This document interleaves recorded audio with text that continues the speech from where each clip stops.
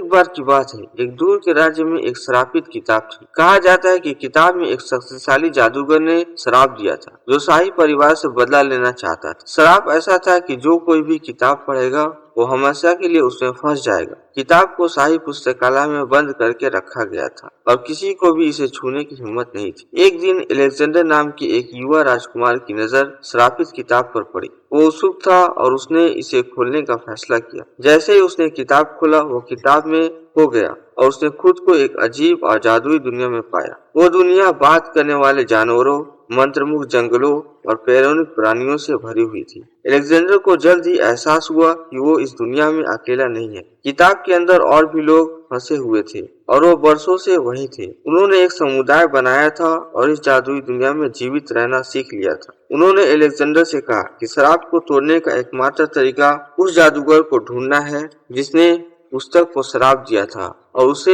हरा देना है। अलेक्जेंडर उस जादूगर की खोज में निकल पड़ा। उसने मंत्रमुग्ध जंगलों के माध्यम से यात्रा की, नदियों को पार किया और ऊंचे पहाड़ों पर चढ़ गया। रास्ते में उसकी मुलाकात कई अजीब और अद्भुत प्राणियों से हुई जिन्होंने उसकी यात्रा में उसकी मदद की। कई महीनों की यात्रा के बाद अलेक्जेंडर जादूगर के महल में पहुंच गया। उसने जादूगर के सेवकों के खिलाफ बहादुरी से लड़ाई लड़ी और अंत में खुद जादूगर के सामने आ गया। एक शक्तिशाली और दुष्ट व्यक्ति था, लेकिन अलेक्जेंडर ने उसे हराने की ठान ली। एक लंबी और भीषण लड़ाई के बाद विजय हुआ। श्राप टूट गया और किताब के अंदर फंसे सभी लोग मुक्त हो गए। अलेक्जेंडर एक नायक के रूप में अपने राज्य में लौट आया और श्रापित पुस्तक नष्ट हो गई। उस दिन से राज्य के लोग शांति से और निडर होकर रहने लगे। उन्हें उस बहादुर राजकुमार की याद आई जिसने जादूगर को हराया था और श्रापित पुस्तक के अभिशाप को तोड़ा था। वो जानते थे कि जब तक उनके पास अलेक्जेंडर जैसे